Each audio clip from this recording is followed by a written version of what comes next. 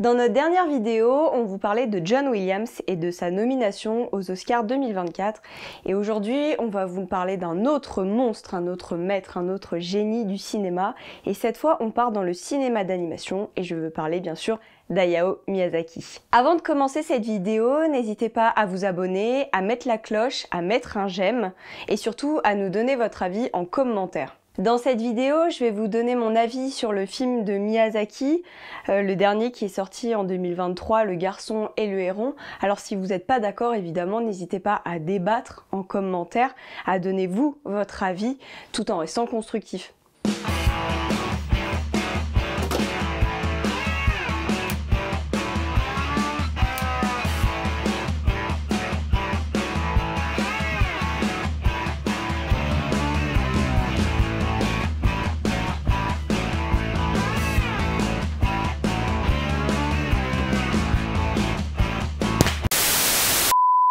Alors Miyazaki, c'est 3 Oscars pour le meilleur film d'animation, Le Voyage de Chihiro, Le Château ambulant et plus récemment l'avant-dernier sorti en 2014, Le Vent se lève. Et Miyazaki, c'est aussi un Oscar d'honneur en 2014.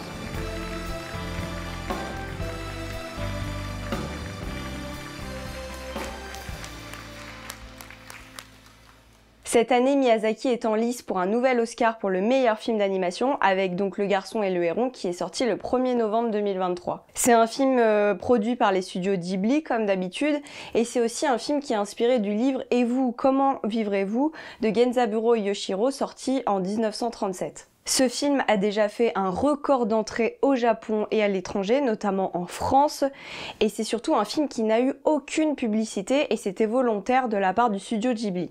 C'est un retour de Miyazaki après 10 ans d'absence et c'est surtout un film qui sort après 7 ans de travail. Partie 1, Le Garçon et le Héron, c'est quoi ? Le Garçon et le Héron, c'est l'histoire d'un petit garçon, Maito, qui a 11 ans et qui perd tragiquement sa mère dans un bombardement à Tokyo pendant la Seconde Guerre mondiale. Après ces événements, le papa de Maito décide de l'emmener à la campagne, dans la demeure familiale maternelle. Le petit garçon a du mal à s'acclimater dans ce nouvel environnement, mais c'est surtout que au moment où il arrive, il rencontre à nouveau sa tante, donc la sœur de sa mère, et il découvre en fait que c'est sa nouvelle belle-mère puisque son père s'est marié avec la sœur de sa femme décédée. Et en plus, elle est enceinte de son père. Donc on comprend le personnage a du mal à s'acclimater, à s'intégrer dans ce nouvel environnement, et il y a un héron qui va débarquer, donc comme l'indique le titre, et qui va le narguer. Et ça c'est hyper important, il va le narguer et lui faire croire que potentiellement sa mère n'est pas morte. Donc le héron va attirer l'attention de Maito sur une vieille tour au fond du jardin, une tour qu'aurait construit son grand-oncle il y a très longtemps, juste avant qu'il devienne fou et qu'il n'en meure. La tour dans le jardin, c'est un édifice qui est hyper important dans l'histoire parce que c'est un portail qui va mener Maito et les autres personnages à différents espaces-temps. Un beau jour, la belle-mère de Maito, qui est donc enceinte, va disparaître au fond de la forêt, donc Maito va essayer d'aller la chercher et surtout il va essayer de vérifier si sa mère est bien morte. Partie 2, est-ce qu'on comprend quelque chose ? Bon, vu que je suis une immense fan de Miyazaki, j'en attendais beaucoup de ce film. J'ai eu la chance d'aller à l'avant-première française à l'Institut Lumière à Lyon. J'en suis ressortie malheureusement un peu déçue. Et c'est pourquoi j'ai voulu y retourner une deuxième fois quelques mois après. Et rebelote, le film ne m'a pas convaincue non plus. Le film démarre sur une scène absolument sublime. On voit Maito qui court dans les rues pour essayer de retrouver sa mère qui est probablement en train de brûler dans les bombardements de Tokyo. Et il y a ce mouvement qui est extrêmement bien fait où on a l'impression que tout se consume autour de lui et on a l'impression aussi que Maito lui-même est en train de brûler. Comme je l'ai dit précédemment, le papa de Maito l'emmène vivre à la campagne loin de la furie de Tokyo et peu à peu on a le décor qui se pose avec la nouvelle maison, la forêt, la tour, mais on a un Maito qui est donc certes en deuil mais qui est particulièrement transparent. On comprend pas qui il est, on comprend pas sa personnalité, ce qu'il veut, ce dont il a envie. On est assez déçu de ce personnage auquel on s'attache pas comparé à tous les autres films de Ghibli, mais il y a comme une impression finalement que le personnage de Maito, son écriture n'est pas terminée. Le film est très assuré. On a une première partie qui est très lente et la deuxième qui est complètement explosive. Maito se retrouve dans cette tour magique où le passé et le présent se mêlent et il y a un mélange entre folklore japonais et fantastique qui est finalement une recette qu'on retrouve dans tous les films produits par les studios Ghibli. Et c'est ça qui en fait quelque chose d'assez magique. À chaque fois, on a l'impression de regarder une superbe aquarelle sur écran géant.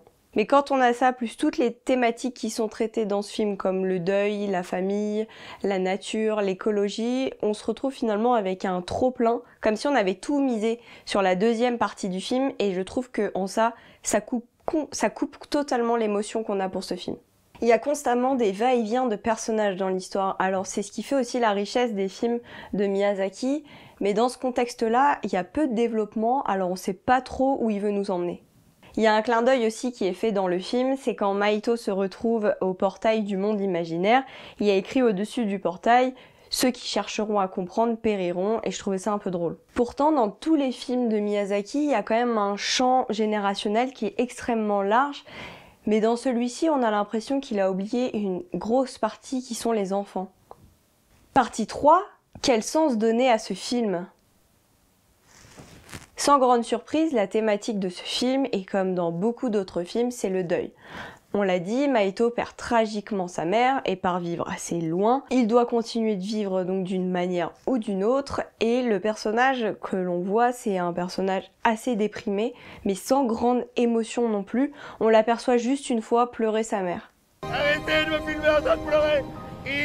La thématique du deuil, on en parlait tout à l'heure, et celle-ci elle est vraiment mise en place aussi par le héron. Quand je suis allée voir le film, au début, j'imaginais une histoire trop mignonne entre les deux, un peu comme dans Mon voisin Totoro, et en fait pas du tout.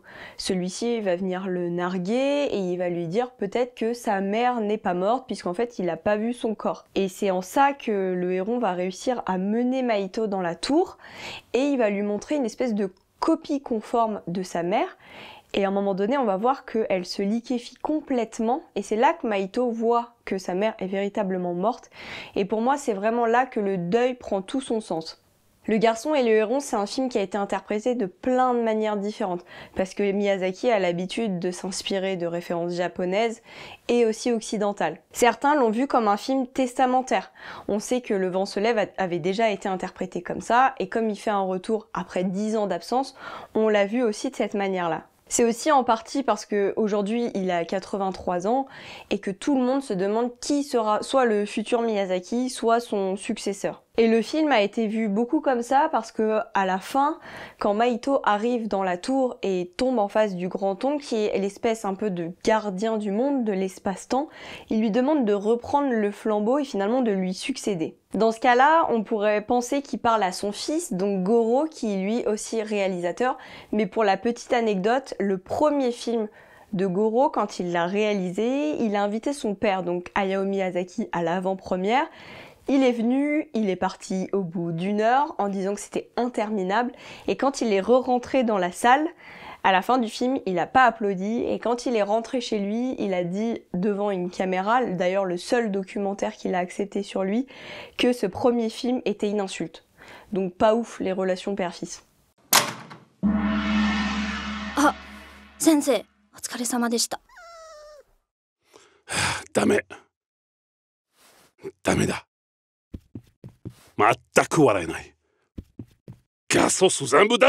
Donc si on revient à Maito, dans ce monde un peu fantastique, lui refuse cette succession. Il ne veut pas prendre la place du grand-oncle. On sent vraiment dans Maito l'envie de vivre dans le monde réel et de récupérer tout ce qu'il a vu dans ce monde fantastique, comme la succession, l'acceptation du deuil aussi, de récupérer tout ça et de le prendre dans le monde réel pour l'appliquer et véritablement reprendre sa vie. Ce ne sont que des rumeurs, mais apparemment Miyazaki serait déjà en train de travailler sur un prochain scénario. Il aurait dit qu'il commencerait à l'écrire à partir du moment où le garçon, le héron, ne serait plus en salle. Alors on pourrait penser maintenant que la théorie du film testamentaire ne fonctionne plus vraiment. L'autre théorie est celle qui semble la plus probable car rapportée par les employés ou même le directeur du studio Ghibli, c'est que en fait l'histoire de Maito serait complètement inspirée donc de l'enfance de Miyazaki, mais aussi de sa carrière dans les studios Ghibli. Parce qu'on le sait, Miyazaki a grandi pendant la guerre, son père était aussi directeur d'une entreprise d'aéronautique et il a aussi perdu sa mère. Cette théorie, elle a été en partie donnée par Toshio Suzuki, qui est le producteur des studios Ghibli. Il aurait dit au site américain IndieWire que, en fait, Maito et Miyazaki, que Takahata, le cofondateur des studios, est le grand-oncle, et que lui-même, donc Suzuki, est le héron. Et même si on connaît un peu l'histoire des studios Ghibli et de Miyazaki, Takahata, qui notamment d'ailleurs a fait le tombeau des Lucioles, c'est une théorie quand même qui est assez confidentielle et je l'avais pas du tout vue comme ça en sortant du cinéma et j'avais la chance d'avoir en face de moi le producteur de Wild Bunch qui lui m'a expliqué un peu la façon dont avait été justement amené ce film. Si cette théorie est juste, c'est quand même une grosse autoréférence. Alors l'intérêt dans les films de Miyazaki et des studios Ghibli, c'est quand même de se faire son propre avis et ses propres interprétations, parce que celle-ci, elle reste quand même inaccessible, notamment pour des personnes qui n'auraient jamais vu un film de Miyazaki. Ou alors qui ne connaissent juste pas l'histoire de Miyazaki et des studios Ghibli, ce qui est légitime juste quand on veut regarder ces films. Partie 4, quels sont les retours médiatiques ? Avant d'aller voir ce film, je me suis dit que bon, tout le monde allait être unanime, puisque avant même qu'il sorte, on parlait déjà d'un chef-d'œuvre. Et en y réfléchissant, c'est vrai que Miyazaki, de toute façon, c'est le réalisateur, le cinéaste, auquel tu touches pas vraiment. Du coup, en regardant les critiques, je me suis attardée sur certaines, et notamment celles que j'ai lues dans Le Monde. L'Odyssée de Maito s'apparente ainsi à un retour dans la matrice presque intra-utérine, où se bousculent les images et les occurrences possibles de la mère, transfigurée sous plusieurs formes. Bon, vous avez l'info, vous avez la citation et vous en faites ce que vous voulez. Dans une vidéo critique de Télérama, on nous dit que la beauté visuelle du film est évidemment, et ça j'en conviens, exceptionnelle, mais on nous dit aussi qu'il faut pas trop s'attarder sur le scénario parce qu'il est un peu déconcertant.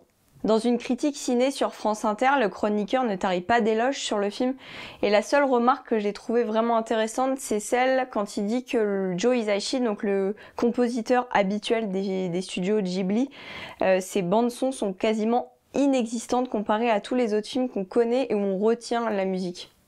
Pour 7ème Obsession, un magazine spécialisé dans le cinéma, on nous dit que la beauté et l'intelligence sont toujours au rendez-vous dans les films de Miyazaki.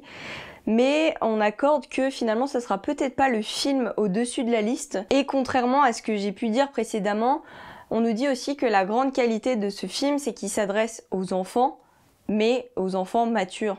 Quand on fait le tour des médias, on se rend compte que les critiques sont quasiment unanimes. Si on va voir sur YouTube, les avis sont plus nombreux parce que je pense qu'il y a déjà beaucoup plus de critiques et donc c'est un peu plus nuancé. C'est la fin de cette vidéo, j'espère qu'elle vous a plu. Je vous conseille vraiment d'aller voir ce film. En attendant, n'hésitez pas à vous abonner, à activer la cloche et à aimer. Et nous, on se retrouve pour une prochaine vidéo. Le vent se lève, on met les voiles.